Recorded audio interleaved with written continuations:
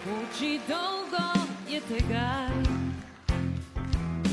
deželi res ne vemo kje. Živela je čebelica, imela lepo je ime. Vsi, ki so jo poznali, so ji rekli Maja. Pozdravljeni, v ozadju vidite marljive čebele, kako pridno nabirajo med. Predlagam, da kar pogledamo v panj, da bomo videli, koliko so ga že nabrale.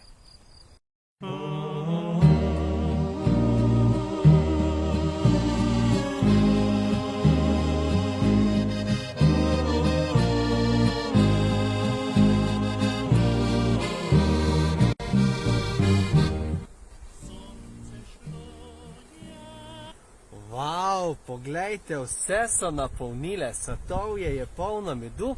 Naši zajtrki bodo tako še sladki in dolgi zimski dnevi bodo še imeli dovolj vitaminov za našo odpornost. Sedaj pa se bom počasi kar lotil točenja. Čebelice, čebelice, saj moje ste prijateljice, pozabi vas nikdar, ta stari čebelar.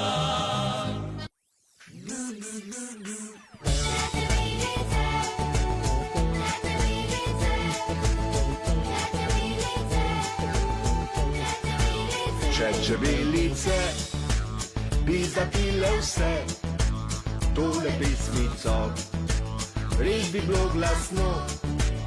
In čebelice bi zapile vse, pa plesale vmes, ta čebeli ples.